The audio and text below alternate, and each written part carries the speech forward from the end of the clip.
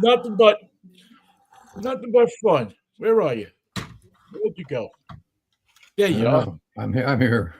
You disappeared all of a sudden. We went live and you disappeared. What happened? I felt strange, and then I suddenly wasn't there.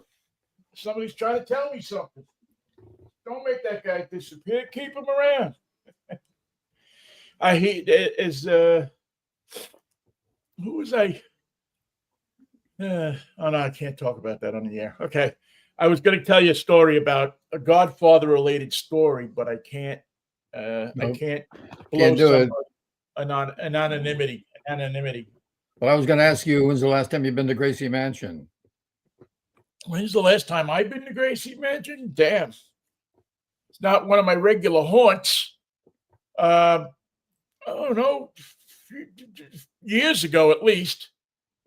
Well, the two kids that came up from Pennsylvania to ruin their lives and try to kill people with their bombs and their attitude and their ideas and their criminal They're criminal. sickness. They're sick. These kids. Anyway, yeah. They they were the story for a couple of days till I saw the cop who grabbed him. The guy who was he was a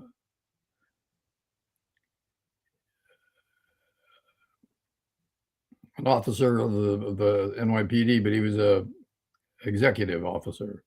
He Oh was yeah, a the guy that ran it. Yeah, the guy that ran after him. I saw an interview with him. the guy that jumped over the fence and then went for him. Yeah, yeah. He And I became the was. story to me because there was cops everywhere. There was 30 million cops, but he's the guy that went over the fence and grabbed him. I thought, Yeah, good on he's you. quite an athlete. He said it.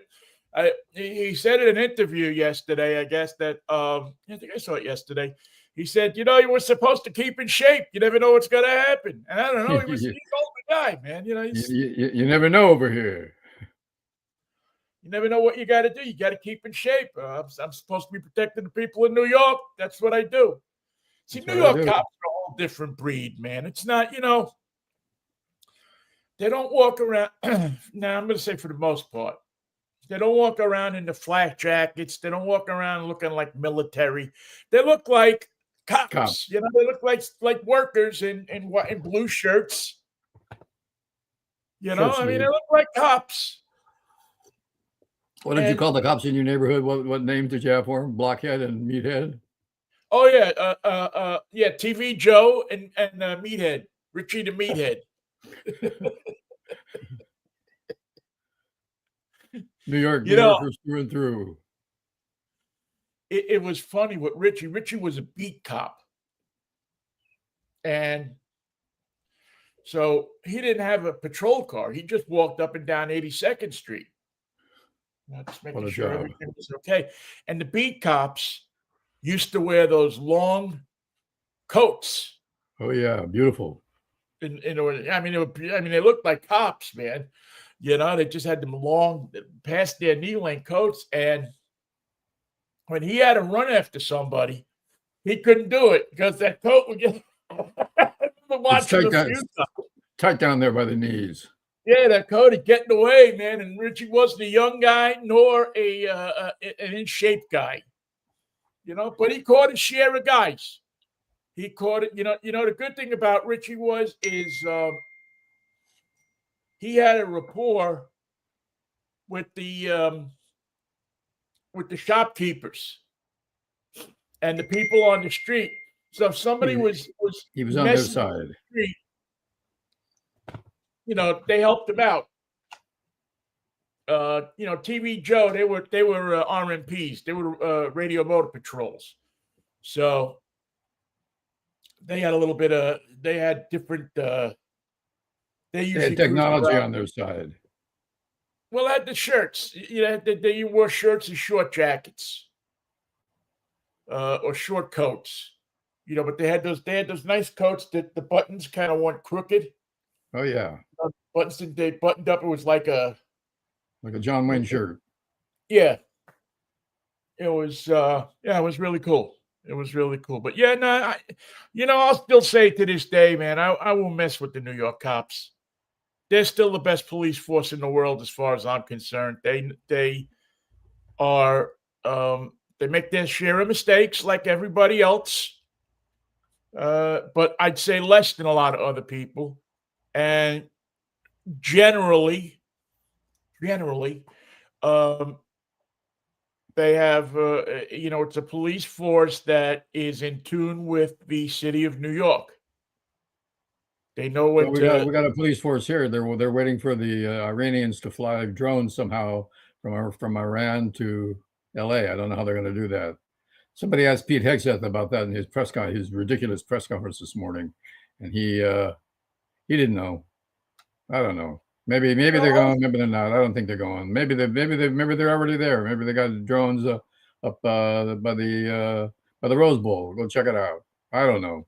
What am I Well, I was knowing? going to ask you if are you worried at all? I mean, are you kind of. I mean, I doubt they fly drones into Pasadena, but if I was living by the beach or maybe in downtown LA, I mean, can a drone reach from the beach to downtown LA? It's got to go. I mean, can it go up Sunset?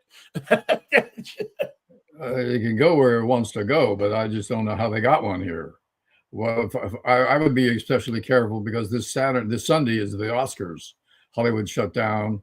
There is no access down Highland Boulevard. Hollywood Boulevard is closed. The subway doesn't stop at that stop anymore till Monday Right. morning. As far So as that would be a time to strike. Well, as far as getting it there, I mean, they can get it on a. I guess they're saying that they fear that they could put it on a small boat. I mean, a drone. I don't know that a drone is that hard. Now, again, I don't know about this stuff, Michael. I'm not studied up on drones and stuff like this. I Who don't know knows? what people can do and can't do, but I do know that in the New York Times article that I saw on this, it appeared that you could get a boat to 12 miles off the limit of 200 miles or whatever it is, and and get and get the drone over land, get it into California. You could certainly do it in New York. And On the Long Island Sound, busy place. yeah, you got Long Island Sound, you got all those pleasure boats. You don't need a lot to do it. You don't need a naval ship. All you need is a freaking boat. You can take a boat up the mighty Hudson River. No one's going to stop you. You can get a boat right to 34th Street and go do damage. I mean, you can. The river is now again I would have to think that Scrutiny. Lots of scrutiny there. yeah, that would be a tough place to do it because they watch that like a hawk. They have an air unit that's down there, right by Wall Street. They have, they have cameras obviously all over the place, and they have a harbor patrol. What's the docking spot there? Is it 70th Street or 74th Street on the west side? Well, you got that, but there's also other different places that you could dock down along the Hudson River and the East River. There's the heliports. Yeah. The pleasure craft docking is 72nd Street, is the marina there. But there's other places to dock a boat. And there's a couple of ferry terminals, docks for the ferry that goes out to Rockaway. It's the Staten Island ferry, but there's the ferry. I mean, if you had a boat and you had a drone, I mean, what's to stop you from blowing up the Staten Island ferry? Yeah. Well, I don't think we're that vulnerable. I think it's tough. It's a tough coast to be an Iranian in a boat with a drone and not cause some attention to yourself. Yeah, I think it's I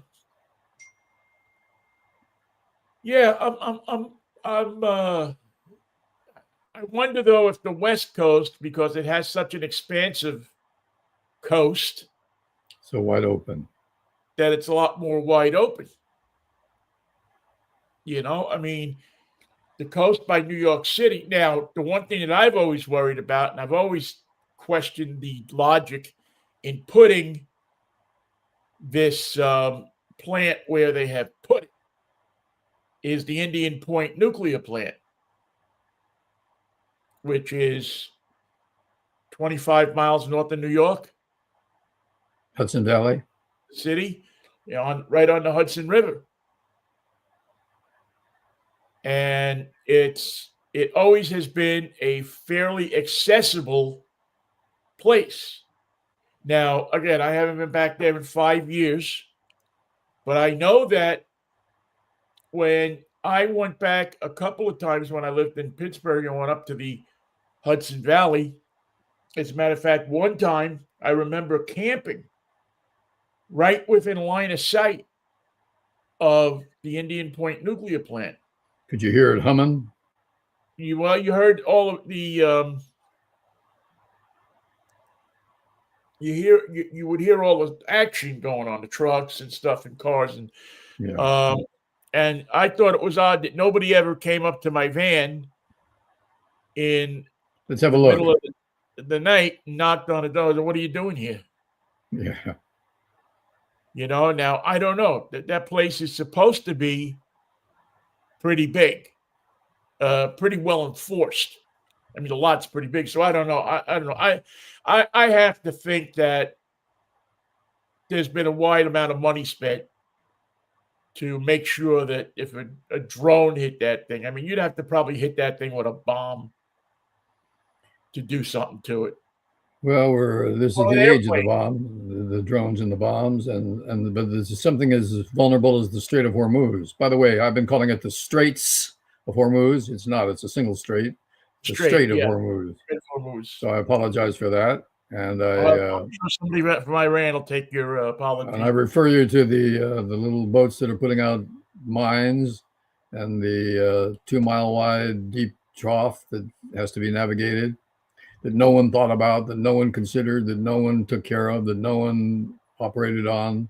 This assumption that they would just shut down the Strait of Hormuz and shut down the oil consumption, and the international banking would dovetail into itself, and the whole is this world. Not what happened the last time? One of the last times. 2007. Yeah, I mean, this is not like a new thing. This is like the playbook.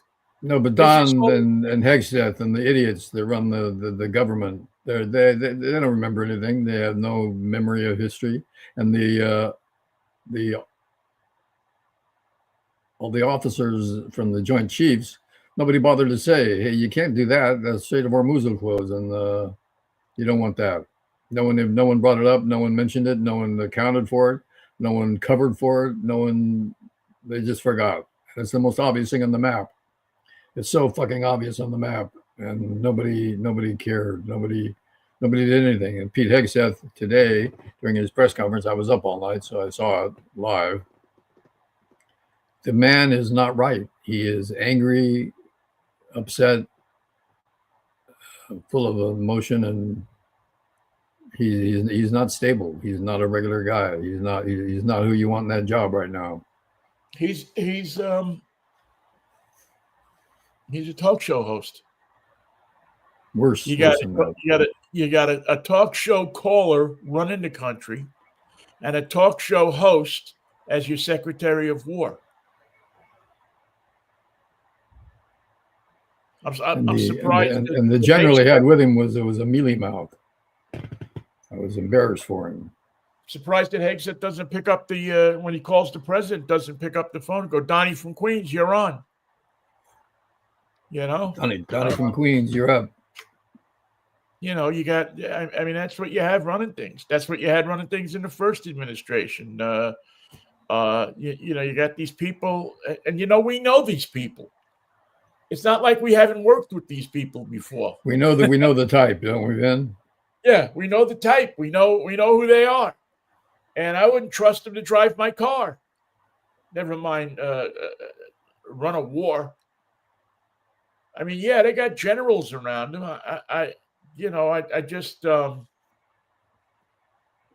I I have to question the. I heard something. I was watching a film last night about Eisenhower, who, Dwight for my D. money, might have been the greatest um,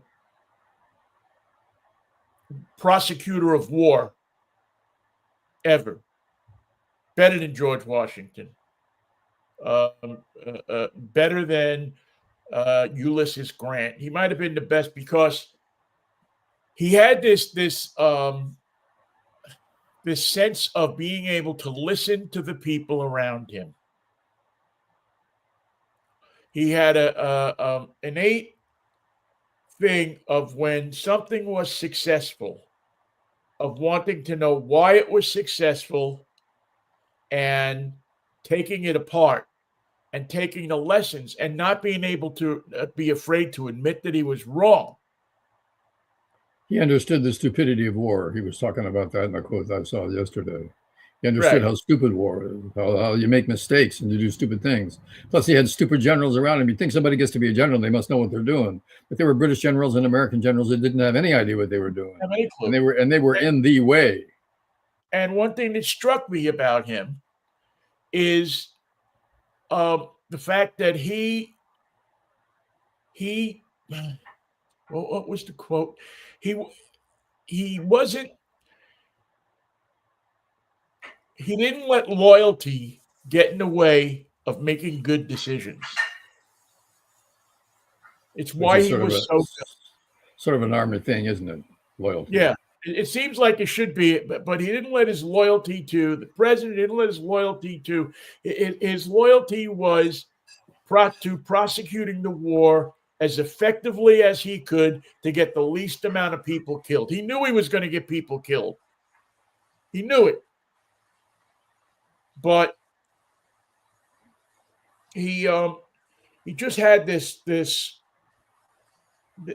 idea that I'm gonna sit in a room with my generals and I'm gonna listen to people. I'm not gonna be the one who knows everything. I'm gonna be the one who wants to learn everything. And it seemed to work out right for him. We're It seemed lucky. to work out okay. We're lucky it did. Yeah, we are lucky it did. Or we wouldn't have been worried about all this because we'd be working, building whatever it was that they would have wanted us to build. An Autobahn. Dead.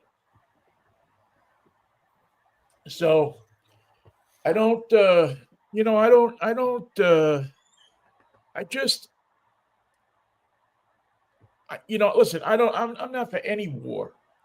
I don't want to see war. The one thing I thought about Donald Trump, the one thing I thought is that at least he seems like he won't get us into a war.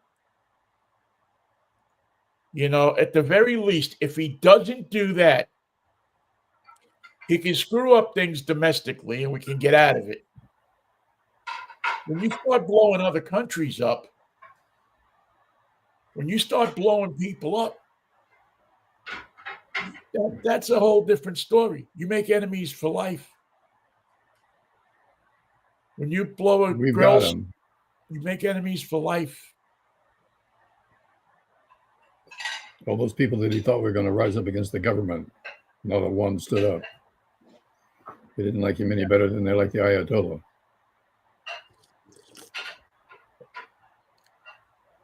Well, Donnie from Queens, meet the Ayatollah. Ayatollah, Donnie from Queens. You guys are two peas in a pod. See ya. Arm wrestle to figure it out. it certainly doesn't seem like if the object was to regime change, which they said in the beginning is what they were looking for. Nothing's happened. But they said both. They said yes. They said no. Maybe it'll happen. But you know what? It's not going to happen without a huge Land army. land army, number one, but a huge commitment from this country and a huge commitment from the countries around them. They don't have armies. They don't have anything. They have hotels that they want to keep nice and clean for their tourist industry. I don't blame them.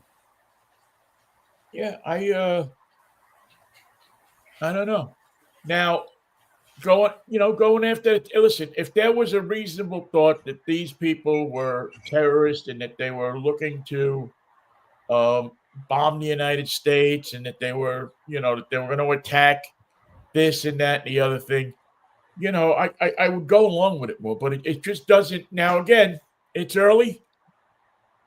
I don't For know. 14 days. It's still early. War is kind of like baseball, It's still early until it's too late. Yeah, that's a fact. So I hope that I hope that the I don't know what I Hope they come to their senses, pull the plug, and go home. It's a mess. Well, Let the fires burn out and figure it out later. I hope that they try to come to some kind of diplomatic resolution to this. But yeah, they want to talk with us. They saw how much they saw what talking to Donnie from Queens did last time in Geneva. Yeah, we're gonna have to. There's gonna have to be a third party, and you're gonna have to stop Netanyahu, who Netanyahu's going to turn Beirut into Gaza. That's what he's going to do. Well, that's it. Listen, he seems to not have any problem with leveling the Middle East, or at least the places that he believes harbors terrorism. That way, you can see your enemy walking toward you. There's nothing for him to hide behind. Not a building, not a tree. I just don't understand. This is how I can't. This is what I have trouble reconciling at times. Maybe you do too. We have equipment. We have the technology to go after people literally sitting in their living room.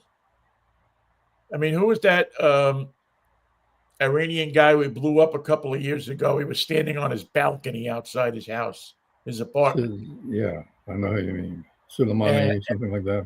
We had a drone or whatever it was that directed it toward him, and boom, we blew him right out. His kids were sitting. I remember the story. His kids were sitting inside watching TV, and we blew him off the balcony. Like you do. Which, if a guy's a badass like that, I don't have a problem with that. I mean, I also think that you have to understand, though, number one, that everybody's they're gonna remember that. Do that to us. And why do we need to prosecute a huge war like we have when we have the ability to take these people out like this? And you're going to have to settle for a diplomatic solution anyway before it's all over. You can't win. You can't win wars of conquest anymore. And there's going to be no plan to. I mean, all you do is making more enemies in the Middle East. I think we made them. We're sort of going back and saying we made you an enemy before. Would you mind awfully if we made you an enemy again? Right, we want to renew your enemyism. So can we animate yourself? Can you animate us, please, again for another 40 years? But you did all that, yeah. But Pete Hegseth wasn't here. He doesn't remember any of that. We're doing it for Pete. Well, Pete's just looking to impress the girls at the bar. Come on, that's what Pete. I mean, it's painfully obvious that he's the guy at the bar who's looking to impress the girls. That's Pete's traveling salesman with a big story. That's Pete's story. He's got the big boy, big pants job, and he's going to impress the girls. Now, I want to go back to something that we talked about the other day, Okay. which was this meal, this lobster and steak and everything that they spent. I don't know how many millions of dollars on. 290 million. It was something ridiculous like that. It's like, how can you eat that much food? How can you order that And I much see food? a ton of Where the heck? people. Yeah, I see a ton of people jumping online saying, "Well, the troops deserve this." And, it's a traditional thing where they have a last meal before they go into battle. Number one, this spending was in December. Were we in battles in December? No, we were saying we were keeping an eye on Santa Claus. He was coming in because he had to fly over Canada. We didn't like that. Right. Um, did troops get deployed? I'm sure they got deployed to some foreign lands because we always deploy troops to foreign lands. But how come the previous administrations didn't uh, give troops this kind of food? I mean, if this is a tradition, this is what I'm asking. How come the If, hockey team got cold cheeseburgers? I think it's a fine tradition. I'm all about, I mean, if I could, I would go. I volunteered for it before, and they wouldn't take me. But I have volunteered to go overseas, to go to those camps on those tours that they do. I wanted to, matter of fact, I proposed to the Army several years ago that we go do a sports talk show. Of course. They probably love it. Just sitting there talking sports with somebody. Maybe they can explain to me what happened to Max Crosby. Yeah. So I'm not against, nice things for the troops, but the troops didn't get those. I thought nice things for the troops was like turkey on Thanksgiving and a special meal at Christmas. And I don't just don't ever see it costing that much money. Now, maybe I could be wrong, Michael. I could be dead wrong. I didn't serve in the military. I never cooked in the military. I didn't do anything in the military. They wouldn't. But the rank and file is not eating lobster tail. They're just not. They're not. But I want to find a couple of servicemen to stand up and say, "Yeah, we ate that. They gave that to us. It was good," as Andy Griffith would say in No Time for Sergeants. It was good. By the way, kids, if you ever want to watch a good movie and take your mind off of war, dial up No Time for Sergeants with Andy Griffith and who's the little guy? Who's the it wasn't Wally Cox, the sergeant that goes crazy. It was a Wally Cox type guy. Now people aren't going to remember Wally Cox, but a little Mr. Peepers kind of guy with glasses and short and skinny, and Andy was this just big old country boy, and that was such a great movie. I mean, that's what I do. So, that's what I do now. I watch comedies about military. Oh. Probably watch Stripes tonight. Because I can't stand the real stuff. But so I just because there's a lot of action on the internet now about people saying, "Well, how could you be against the troops getting this kind of treatment?" Well, I don't think that food went to the troops. I think that went to the Pentagon. Show me that it went to the troops. Show me that they were giving out, prime rib and lobster tails to the troops. Were they giving it to the generals? Were they giving it to the Pentagon staff? I think the Pentagon probably eats pretty well. Yeah, I'll bet you the cafeteria in the Pentagon is a pretty nice place to grab lunch or dinner. They call it the mess, but it ain't a mess. And again, I don't mind feeding our troops well. I think they should be fed well. Then again, when Hegseth called all the generals in, didn't he? Didn't he admonish them all for being too fat? Yeah. Yep. Well, the way to skin him up is to feed him lobster tails and well, not a lot of calories in lobster tail. That butter sauce can kick the shit out of you. It's hard to keep your eye on all those generals when you insulted them all, and you know that they remember it, and they're standing behind you, waiting for you to make your mistake. The generals. The generals, the generals, the generals, the generals. Where would we be without the generals? Well, the guy who was the stand up for Hegstead today was not much of a general. He did not impress. He did not inspire. He did not lead.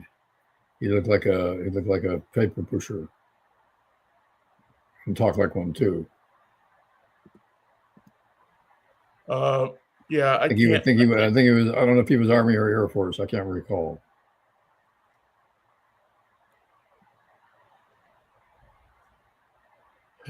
It's boy. It's the generals were geniuses. We wouldn't have had Vietnam. They would have figured that out in 30 minutes. Look at this mess. You can't fight a war like this. You think they would have, huh? I think they'd have figured that out, but they never did. By the way, you heard who's leaving town, right? Who's leaving town? Our good friend Howard Schultz. Oh yeah, the millionaire's tax is too much for him. He figured out that the whole thing with the Sonics is going to blow over, and it never did. Yeah. Unfortunately, it never did blow over for him. It's going to Florida. So he's heading to Florida. Bezos is gone already. You know, it makes me laugh because, you know, once these guys have billions of dollars. Billions. You can live 5 places at once. Billions and billions and billions and billions. But they don't want you to have any. What? They don't want you to have any. Well, and to be honest with you, I don't know that I need. Did I need their money? I don't need their money. I mean, it'd be nice to have billions, but to be honest with you, I could use $1 million. You get kind of get me straight. Maybe buy me a condo somewhere in a nicer place. But I see a Corvette in your future. Yeah, I don't think I see a Corvette in my future anymore, Michael. I hate to say it. I don't know exactly what I want yet. I'd like something before I die. I think a Bentley. Nah, you know, there's a couple of cars that I've always wanted to own. I just, you know, it's so funny. When I was in the coma, one of the recurring dreams that I had was that I was going to go to a Chevy dealer and buy a brand new Corvette. Not a bad dream. And you know, and I kind of, and the dream would recur when I was in the coma. So I really had thought when I came out of the coma that I thought I had bought a Corvette. And I was surprised when my sister told me that there was no Corvette, that I didn't, in fact, go buy a Corvette. I got the paperwork right here. What the hell are you talking about? Yeah, I got it right in my hospital. Wait a minute, I bought the thing. No, he didn't buy it. And I said, well, maybe someday. And, you drove it a couple times. They thought you were going to buy it. Yeah, I drove. You know what? That's the great thing is I've driven them. So I've owned Corvettes. So it's not like I never tasted it. I never had it. I had it most of my life. I owned a Corvette or some groovy car, some kind of car that I really like. I probably like. I'll tell you what I've done. I put I put a deposit down on a Slate, What's which that? is that new little electric pickup truck that's going to be coming out. I put my money on a Slate. It's a refundable deposit. So if I really don't like it, but it's a under $30,000 little pickup truck. Who makes it? Slate. It's a new company. They're in Indiana. They're making them, and they're supposed to hit the streets next year. And I'm if I can get that, lease that for a couple of years, I think that'd do me just fine. I think that would it would unless somebody came along with a nice El Camino, a 70, a 67, 68, 69, 70 El Camino. But I don't want a car with a lot of horsepower anymore. I'm not trying to beat everybody to someplace. You're in I like traffic. You don't to need drive it. fast, but I don't know that my acumen is there to drive 120 miles an hour No, don't up do that. country back road. I just, I mean, I haven't tried it in a while, and I don't think I need to be honest with you. You've done that. Yeah, I've done about everything you can do with a car. You know what? If nothing else, Michael, if nothing else, I got a chance to pick up my high school girlfriend from her house in New York several years ago and take her to a birthday dinner in a Bentley. Very good. And Memorable evening. and that was and I'll tell you, driving down Arthur Avenue in the Bronx in the Bentley with her in the car You can't duplicate that. was I mean, I don't think it's ever going to get, how much better could it get? And when I went on my honeymoon in a Lincoln up to Canada. So I've driven fine cars. I've driven cars that people don't normally get to drive. I've driven $1 million car. When you've been to So, Canada, they don't let us in anymore. well, they'll let you in. You just have to go quietly. Don't go to Canada with a big ass pole with an American flag sticking out of the back of your pickup truck. That is ill-advised. Go to Canada like a human being, without thinking that you're because you're American, you're king shit. Act like a normal human being. Read the room, and they'll love you in Canada. They want your money. The Canadians, it's like the Iranians. American people got nothing against the Iranian people. It's the leaders. Well, it's the same thing with Canada. The Canadians got nothing against the American people. It's the leader they're having the problem with.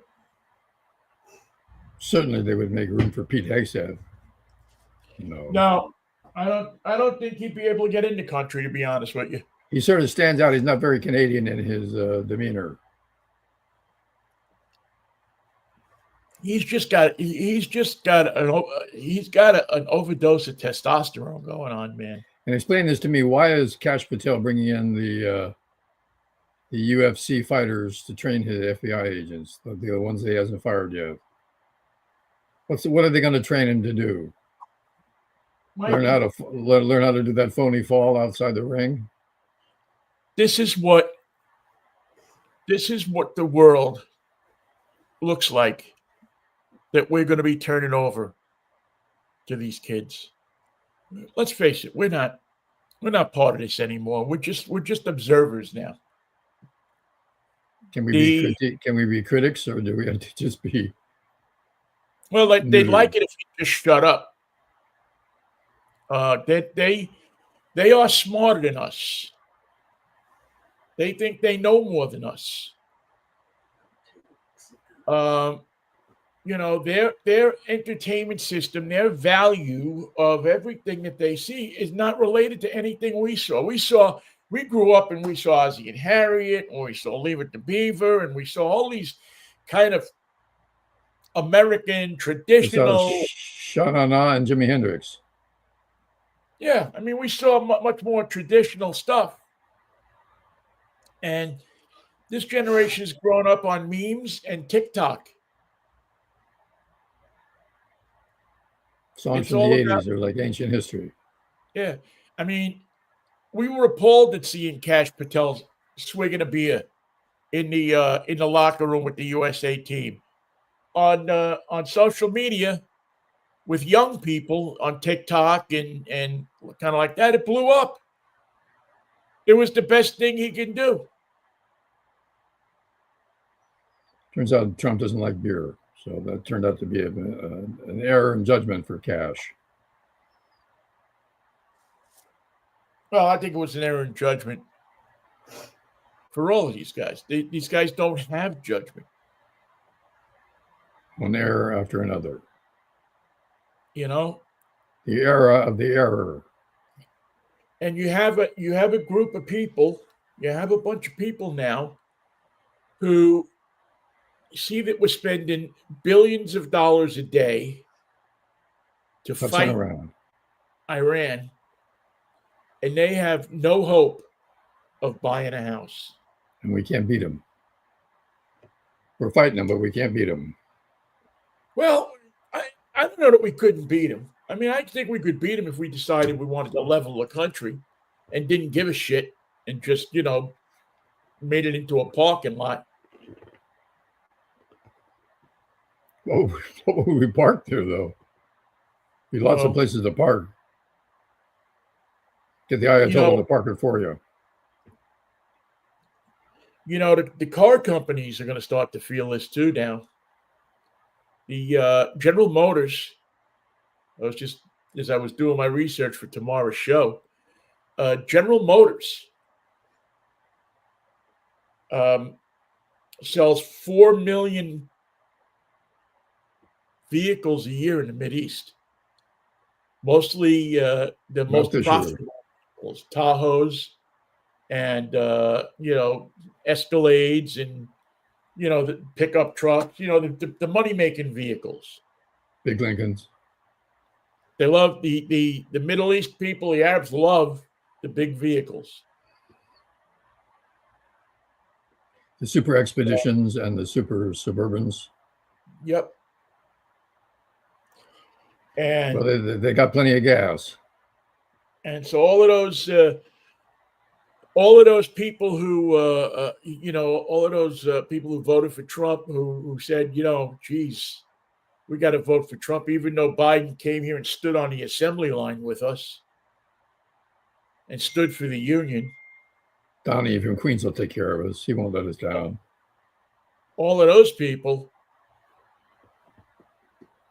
Now they're gonna start to, because all of those vehicles are made in America. So you're going to start to see, and don't look now, but the Chinese make just as good vehicles. In some cases, even better. Fit and finish.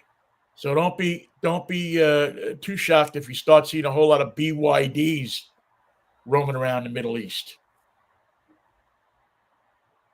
By the way, what are you driving, Vinnie? Yo, Vinnie, what are you driving this week? Good question. Oddly enough, and don't forget to remind me, I got two things at the end of the show I want to say. I'm driving a Volvo.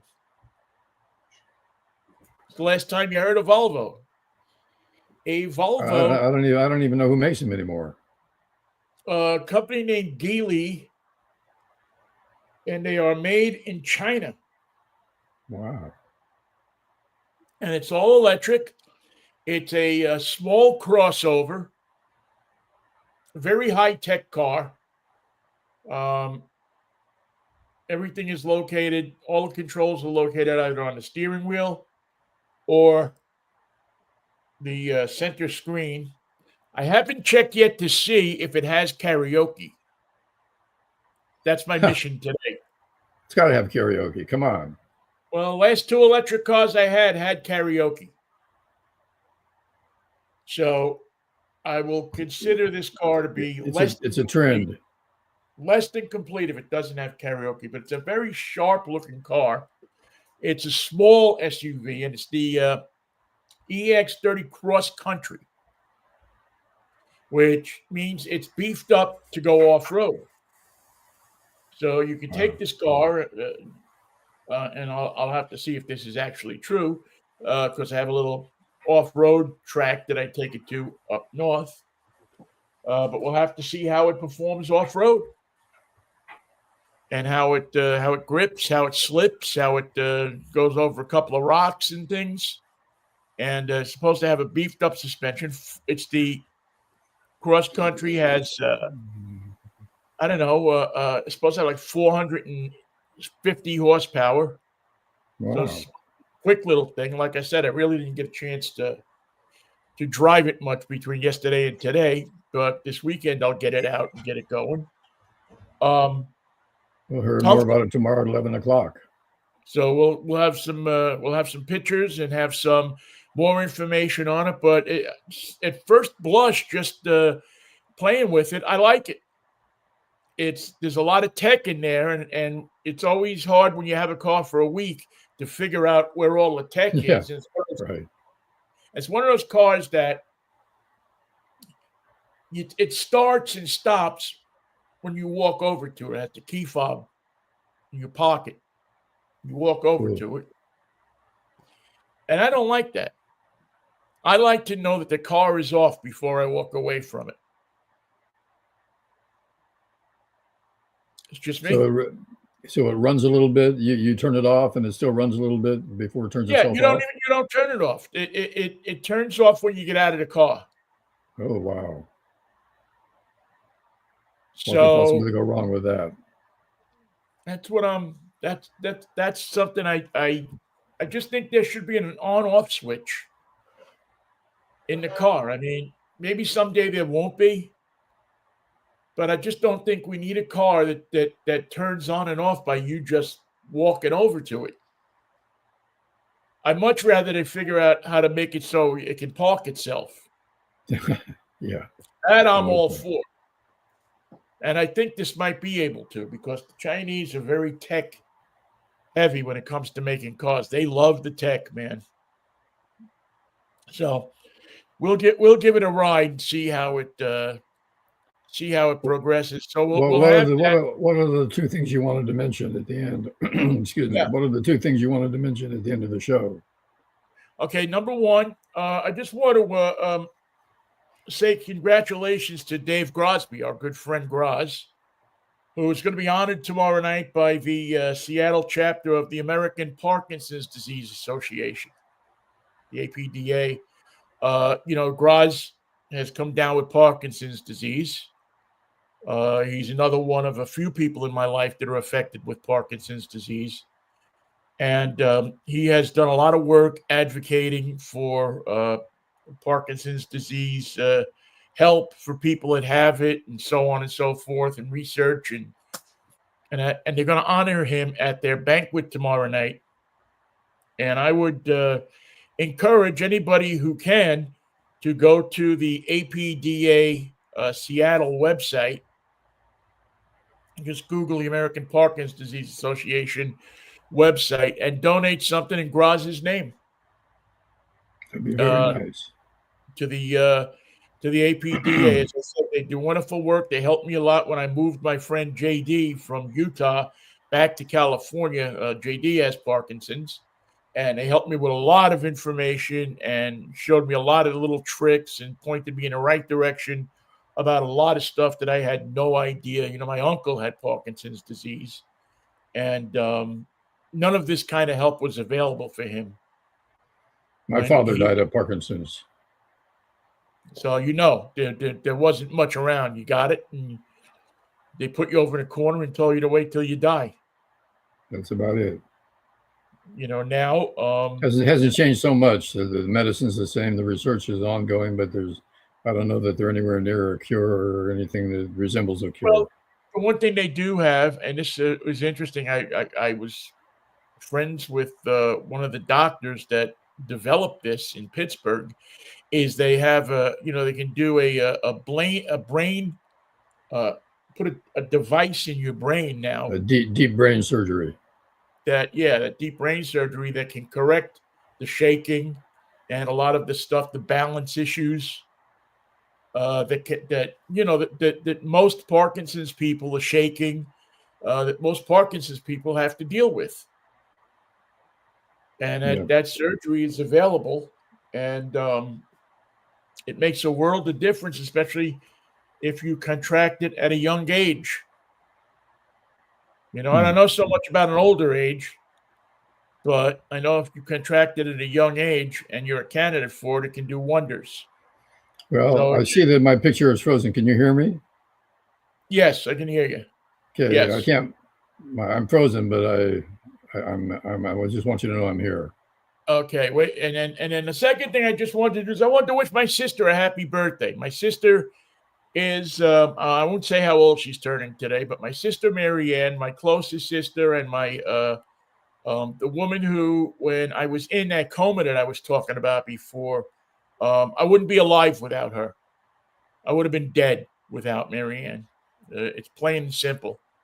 Well, she shares a birthday with Kristen. It's Kristen's birthday on the 14th. And Oh, happy birthday! Also, my son-in-law, Steve Musha, will be celebrating his birthday on the same day, the 14th. Well, happy birthday to Steve too. And happy birthday to your wonderful, loving sister. Yes, Marianne, happy birthday! I'm glad that you're. I'm glad that we're both still around to see this just wonderful, wacky world that we live in. It's a fractious Friday in your wonderful world. Like have a good show tomorrow, Ben, and have a good birthday, Marianne. All right, Michael, you too have a good weekend, and I will catch up with you Monday. I'll be on the Patuta tomorrow at 11 o'clock for drive time. 11 o'clock. The latest prices and a look at the Mazda CX-90 hybrid, and of course the aforementioned Volvo that we were talking about, and maybe we'll even let you see me sing a little karaoke in the car.